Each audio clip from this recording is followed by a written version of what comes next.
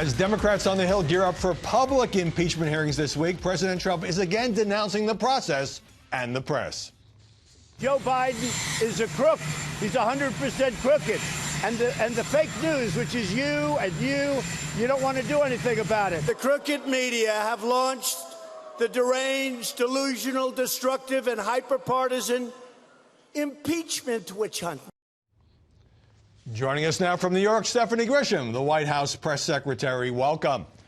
Hi, thank you for having me. The president, as we just heard, says the crooked media have launched the delusional, deranged impeachment witch hunt.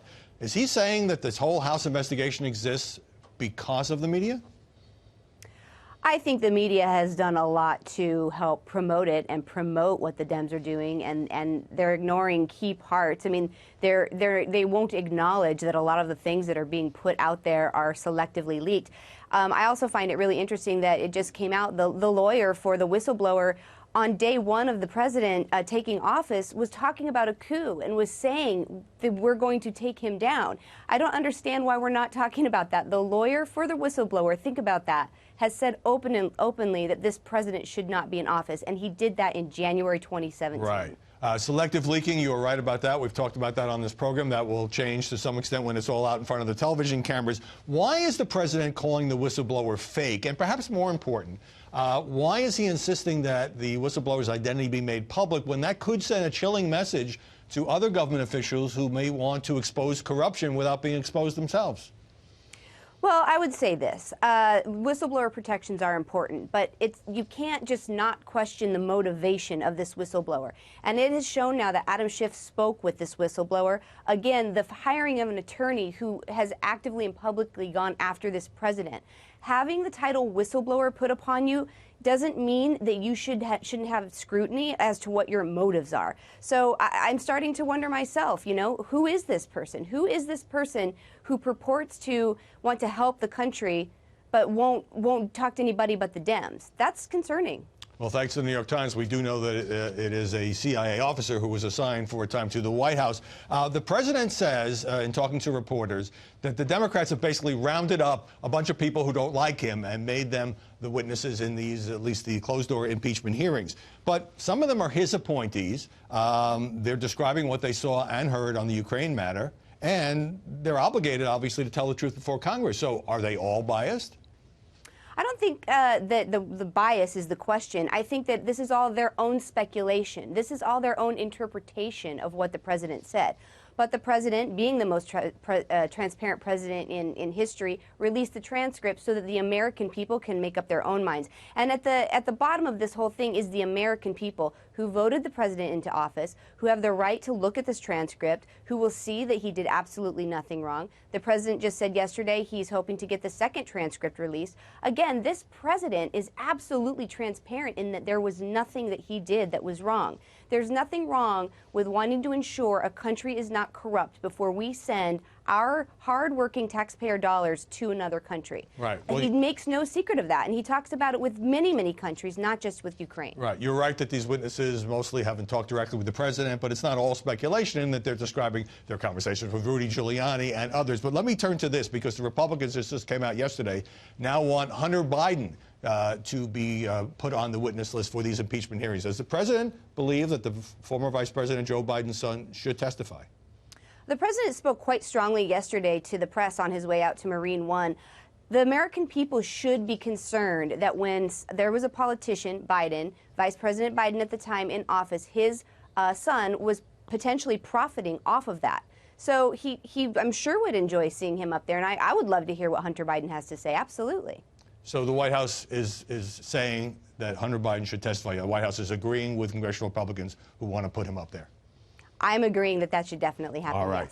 Yes. So after William Taylor testified, he's a career diplomat, Vietnam veteran, you put out a statement, let me just read it, that said that there was you were decrying a coordinated smear campaign from far-left lawmakers and radical unelected bureaucrats waging war on the Constitution. Why would you say radical bureaucrats? Why would we think that Taylor and the others are radical? There are a lot of people in this government. You have to remember this government is huge, and there are a lot of people in this government, and this has been proven over and over again. I would actually point you to the anonymous book that's coming out. There are people working inside our government actively against the President of the United States. That's something that should concern this country. It's not okay, and I will continue to put statements out saying just that. All right. Now, the president is known to be blunt in his language.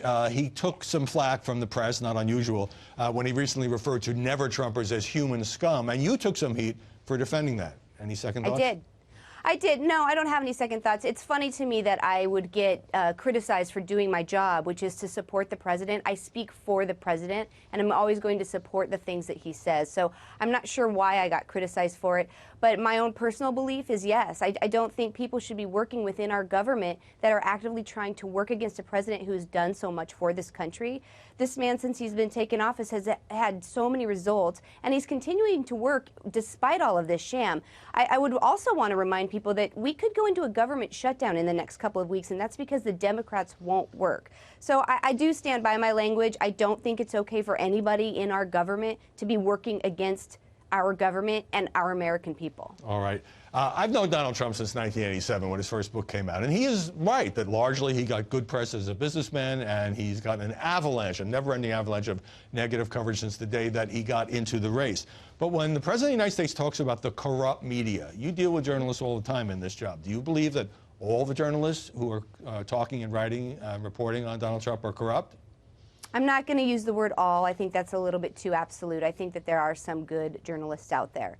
But I will say that I think journalism today has turned into advocacy journalism, and I think that that's to the detriment of the American people. American people get their news, they want to turn on the news, and they want to get an honest accounting of what is happening in this country, and that's not what is happening right now. You can even look at small things like the game yesterday. We had reporters saying the president got booed. I was in that stadium, and that crowd went crazy. And then when you talk about when al-Baghdadi was taken down, and we had some people saying that, you know, he was this religious cleric. It's really unfortunate that they won't even give him a fair shake, excuse me. Yes. I have to say, tough reporting is okay. Mm-hmm. That's fine with us, but it's got to be fair, and it is not fair across the lines for this president. President Trump often says, he said it again this week about a Washington Post story involving Bill Barr, that the press uses made-up sources when the sources are not named. Do you believe the sources are made up, as opposed to the sources could be wrong or it could be out of context or whatever? I'll tell you this. I get hundreds of emails a day, and I have reporters telling me I've got this anonymous source that's telling me X, Y, or Z. And I always say to them, I will go on the record and tell you that that's absolutely not true. And they'll just say to me, we stand by our sources. That's concerning to me when somebody like me will put my name to something to say that a source is wrong or that just absolutely wrong. That's not okay. But are you at least quoted? Are you at least quoted in the story as saying it's not true? Half the time. Okay. Not always. It's funny to me, one of the publications says democracy dies in the darkness. And what I've noticed in the last, couple of months especially, that only matters when it comes to the president. They're fine with all these closed doors hearing on the Hill. They're fine with somebody writing an anonymous book. So, it's the rules seem to change for this president. Right. Well, that's the Washington Post logo in case people are not familiar. So the daily press briefings are now a thing of the past. And when you first took this job a few months ago, you weren't on TV much at the beginning. And you took some heat from the press for not being visible enough. Now, I happen to know you've been dealing with an illness in your family. I mean, do you sometimes feel that the flack you get in this job, and some of which is inevitable, that you're almost being treated as a symbol as opposed to as a person? Yes, definitely inevitable. And I knew from my predecessors, from Sean and Sarah, that it would be a tough job to take, and that's okay. I made it very clear when I first started the job that I wanted to get to know my team of comms and press. You have to remember I have 3 roles in the White House. I wanted to see if there would need to be any restructuring, so I did that. And I needed to take time to get to know policies. I don't want to go out and speak about things that I don't know about. And then you're right, I've had an illness in my family that has been taking up a lot of my time. I've had to fly across the country quite often. And so when people say I'm, disappearing or I pop my head out every so often, it's because I, like everybody else, have, life issues to deal with. Yeah, so I'm doing the best I can. As Absolutely. we all do, Stephanie. Just briefly, yes. When you first were appointed, some reporters dug into your background for personal and political, professional difficulties you might have had. Did that surprise you to get that kind of scrutiny? No, because they've done it to every person who has been in our administration. I mean, you even look at somebody like Kavanaugh and the things that they did to him. I was expecting it. We've all made mistakes in our lives. They've done it to everybody, unfortunately, who has worked for this president. He's got great people around him. And so it is what it is. I've got just a few seconds. Do you think there will ever be, if not a truce, maybe just a ceasefire between the president and the press, or are both sides pretty dug in now? I think that there's always hope for a truce. I think that if we can talk to each other and admit that, if the press could admit that he does a few things right, then perhaps we can have a little bit more of a dialogue. But right now, that just doesn't seem to be the case. And on that note, Stephanie Grisham, thanks so much for joining us. Hope you'll come back. Thank you so much. Good to see you.